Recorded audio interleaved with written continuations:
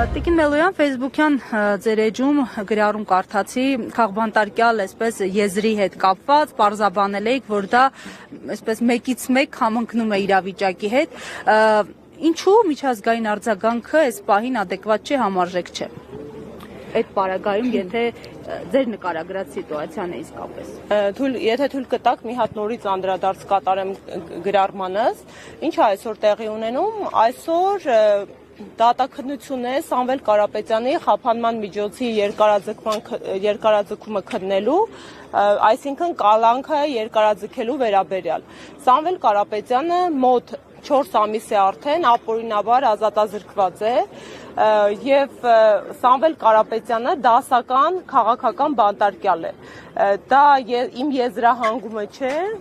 ես տվել եմ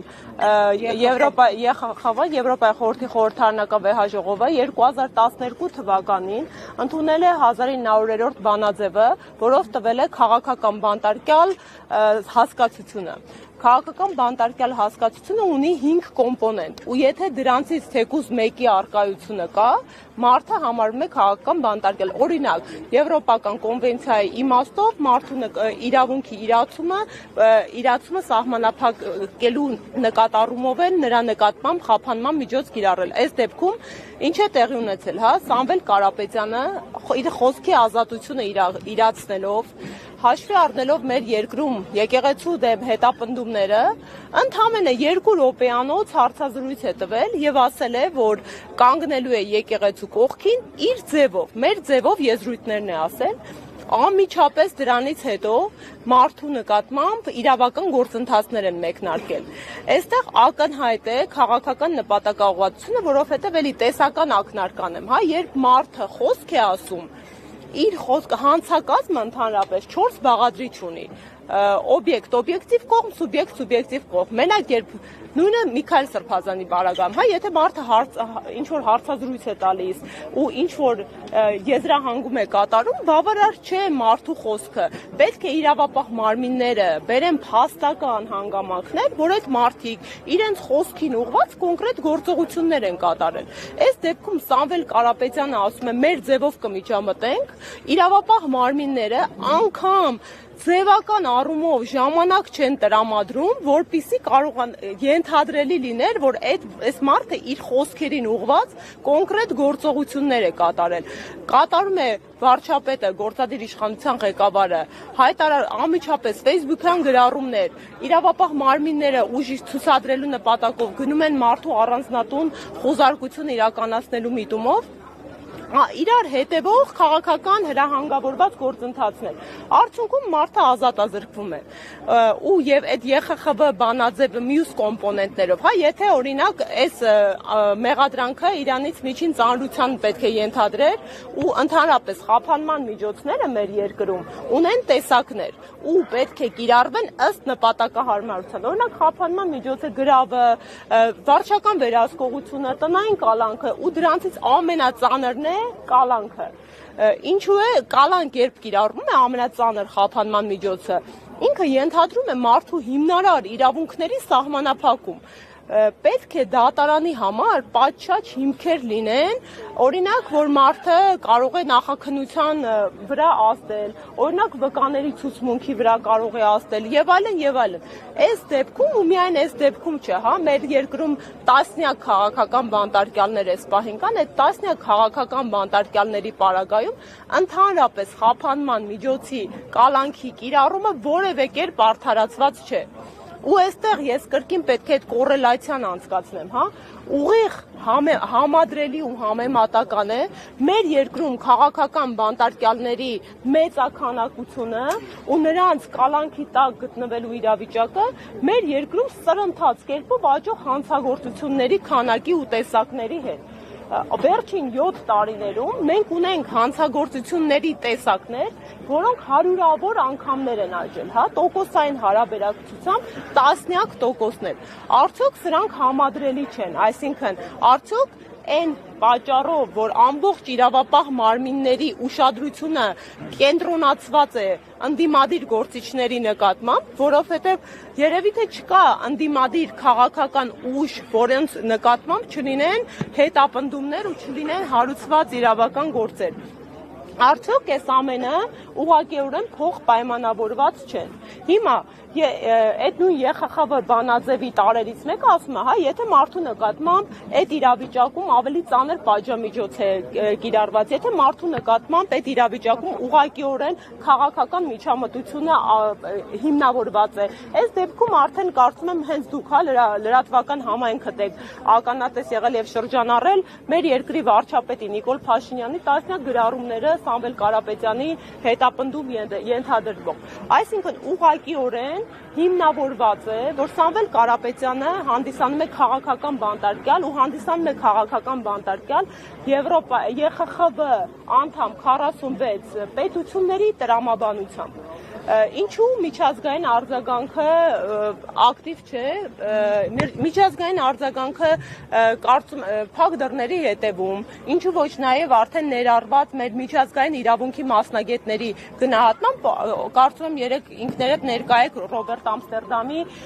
ասուլիսին, առաջի փաստաբանը չէ, հա, մենք նաև ունեցել ենք Ռուբեն Վարդանյանի դեպքը ու սա էլ արձանագրենք, որ Հայաստանի հետ սերտ կապ ունեցող Հայաստանից ծագած երկու աշխարհում մենք միլիարդատեր ունենք, ովքեր Forbes-ի ցուցակում գրանցված են, ու երկուսն էլ այս պահին դա մեր պատմական ամոթն ու ողբերգությունն է, որ գտնվում են անազատության մեջ, մեկը Բաքվում, մյուսը մեր հայրենիքում Հայաստանում։ Ինձ բազմաթիվ գործընկերներ են զանգահարել Սամվել Կարապետյանի ապօրինի կալանավորման դրվագից հետո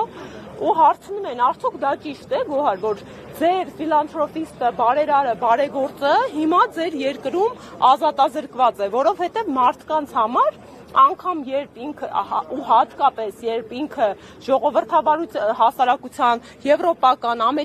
ամերիկյան հասարակությունում է բնակվում, իրենց ուղեղի մեջ չի տեղավորվում, հա, ինչպես կարող է մի մարդը, ով այս երկրի ներկայացնող դեմքն է հանդիսանում, ով այդքան ներդրում ունի իր երկրում, կարող է ազատազրկված լինել հենց իր հայրենիքում։ Սամվել Կարապետյանը կարող էր ազատազրկվել օրինակ, հա, Ռուսաստանի Դաշնությունում, Ամերիկայում, Ֆրանսիայում, ու մենք հայերս պետք է ոտքի կանգնեինք ու պայքարեինք, բայց այն, որ այսօր տեղի ունենում իրավիճակ, որ մեր մեծանուն բարերարը ում անելիքները հիմա սկսել են ստիպված իր ընտանիքն ու մերձավորները գույքագրել, հա, թե ինչեր է մինչ օրս կատարել, որովհետև իրական բարեգործությունը չհնչեցված բարեգործությունն է ու այդպես էլ եղել է։ Հիմա այդ բարեգործությունները փորձում են պախարակել, փորձում են անվանարկել ու ստիպված իր մերձավոր միջավայրը հետ հայացքով հավաքագրում է դրվագներ, թե այս մարդը Հայաստանում ինչ է արել ու արել է մոտ 1 միլիարդ դոլարի բարեգործություն։ Հասկանում եք մասշտաբը, դա մեր բյուջեի ահռելի մասն է կազմում, մոտ քառորդ չափի պետական բյուջեի այդ մարդը միայն ներդրում է կատարել իր հայրենիքում։ Ու այն իրավիճակը, որ մենք հիմա կանգնած ենք հակակոռուպցիոն դատարանի բակում, հա, այդ զավեշտ է, այդ քամահրանք է մեր պետության ժողովրդավար ու իրավական տարերին, որովհետև երբ որ մարդը շուրջ 1 միլիարդ դոլարի դրսում ունենալով իր հիմնական ակտիվը բիզնես, հա, ներդրումները,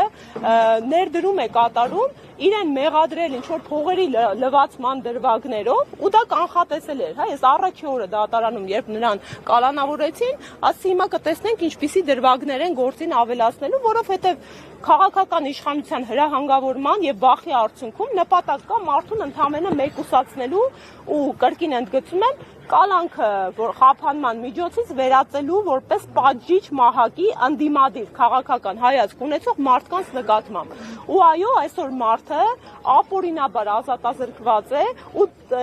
իրեն հետ ընդհանրապես ողջ աղերս ունեցող մեղադրանքներ են ավելացնում, օրինակ փողերի լվացում, հա, այն դեպքում կրկին ընդգծում, որ այդ մարդը երբևիցե ըստ էության իր բիզնես գործունեությունն ու ակտիվը Հայաստանում չի իրականացրել, երբևիցե Սամվել Կարապետյանը Հայաստանի Հանրապետությունում պաշտոն չի զբաղեցրել, սա վիրավորանք է մեր ինտելեկտին ու սա առաջին հերթին հարված է Հայաստանի Հանրապետության քաղաքացիների ու աշխարհասփյուռ հայերիս արժանապատվությանը։ Ամփոփելով, հա, ընդհանուր առմամբ, այո, ԵԽԽԲ-ի քաղաքական բանտարկյալ բանաձևերի եթե անգամ մեկ կոմպոնենտը այդ տվյալ դեպքում մարդը ազատազրկված համապատասխանում է, համարվում է քաղաքական բանտարկյալ, այս պահի դրությամբ Սամվել Կարապետյանը բոլոր 5 չափանիշներին էլ համապատասխանում է Սամվել Կարապետյանի իրավիճակը, դա մեկ արձանագրում։ Երկրորդ արձանագրում, Սամվել Կարապետյանը այսօր ապօրինաբար ազատազրկված է, որովհետև ինքը ունեցավ այն համարձակությունն ու քաջությունը կանգնելու հարձակումների ենթարկվող թիրախավորված մեր եկեղեցու կողքին։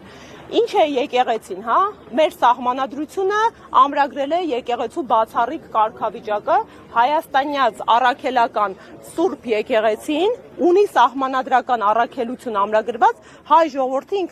ինքնությունը պահպանելու հարցում։ Այսինքն տրամաբանական շղթա թիրախավորել են եկեղեցին, հարձակումներ է ենթարկում եկեղեցին, թիրախավորվում է հայի ինքնությունը։ Սամվել Կարապետյանը ես համոզված եմ, որպես հենց հայ մեծանուն բարերար ուներ իր կարմիր գիծը ու այդ կարմիր գիծը հատեցին ու մարդը ունեցավ այնքան համարձակություն ու հայրենասիրություն, որ կանգնի եկեղեցու հայրից ինքնության կողքին։ Հիմա այսօր մենք արդեն երկրորդ օրն է միջնորդությունն է կալանքի երկարաձգման քմում, այսօր առավոտվանից մեր հերթական պատմական խայտարակ ողբերգական ամոթալի դրվագն ենք ապրում, առավոտվանից բերման են ենթարկվել 6 հոգևորականներ, արդեն 8 հոգևորականներ, ես մինչ այստեղ գալիս 6-ի անուններն էի արձանագրել։ Եվ մեկ սրբազան, հասկանում եք, երրորդ սրբազանը ենթարկվել, որովհետև ինֆորմացիա չկա որտեղ է բախվում։ Ես ուզում էի արձանագրել այդ փաստը, շնորհակալություն հարգելի գործընկերներ, տեսեք, ձեր մեր ընդհանրապես ձեր 4-րդ իշխանությունը պատահական չէ, որ դուք իշխանության թևեք, որովհետև այս ողբերգական օրերին դուք եք հանրությանը հասցնում կատարվելիքը։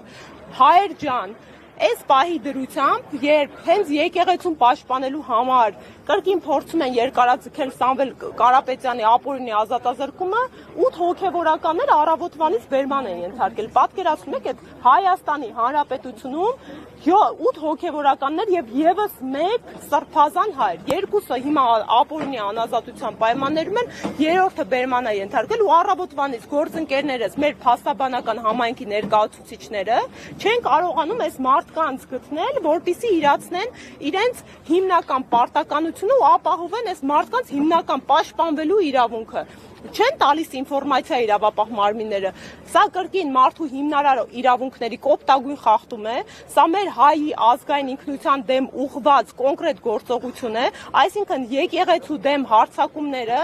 միայն պարոն Կարապետյանի ազատազրկման չեն սահմանափակվելու։ Մենք յուրաքանչյուրս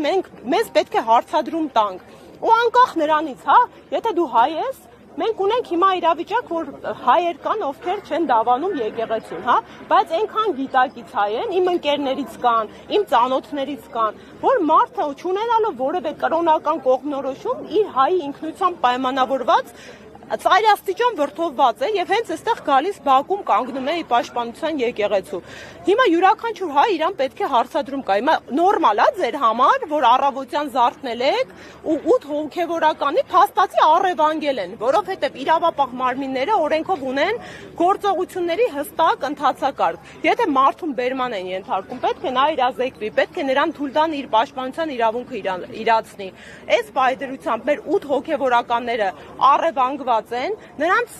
չեն թույլ տալի իրացնել իրենց պաշտպանության իրավունքը ու այս պահի դրությամբ տեղի ունենում եկեղեցու խուզարկություն։ Այս ամենը մտնելու է հայոց պատմության մեջ որպես մեր ողբերգական ամոթալի խայտարակ էջեր ու մենք լինելու ենք այն անփառունակ սերունդը, ովքեր թույլ են տվել, որ իրենց օրոք այս խայտարակ ապօրինությունները տեղի ունենան։ Ես հիմա կրկնեմ, հա, այդ միտքը, մենք իրավաբաններս հիմա մարտիկներ ենք առանց զենքի մարտի դաշտում ու չենք նահանջում, որովհետև մեր թիկունքում ինչքան էլ որ մենք անզեն ենք ու հարվածներ ենք ստանում, շատ կարևոր արժեքներ են, հա, մեր մասնագիտական արժանապատվությունն է, որովհետև նորմալ չի, որ իմ երկրում հիմա մարդուն զուտ երկու խոսքի համար բերեն եւ 4 ամիս ազատազրկեն։ Նորմալ չի, որ իմ երկրում սրբազան հայրեր են ապօրինաբար դատվում, նորմալ չի, որ իմ երկրում այսօր 8 հոգևորական, ես արթնացել եմ, բնականon կյանքս եմ փորձում վարեմ, բայց 8 հոգևորականների առևանգել են իրավապահ մարմինները ու մենք չգիտենք ինչպես կազմակերպել իրենց պաշտպանությունը։ Նորմալ չի, որ իմ երկրում, երբ սրընթաց հանցագործությունների աճ է գրանցվում, եկեղեցին խուզարկում են։ Այս ամենը նորմալ չի ու ամեն հայ պետքա իրան հարց տա, այդ իրա նորմալ չի սահմանը, որն է ձեր կարմիր գիծը։ Երբեք դուք ոտքի կանել, որովհետև երբ արդարադատությունը այսքան նահանջում է, իրավունքի գերակայությունը այսքան անկում է ապրում, դուք չեք կարողանալու ճողոպրել։ Մի օր այս արդարադատության երկակի ստանդարտների ու այդ ընտրովի արդարադատության համակարգը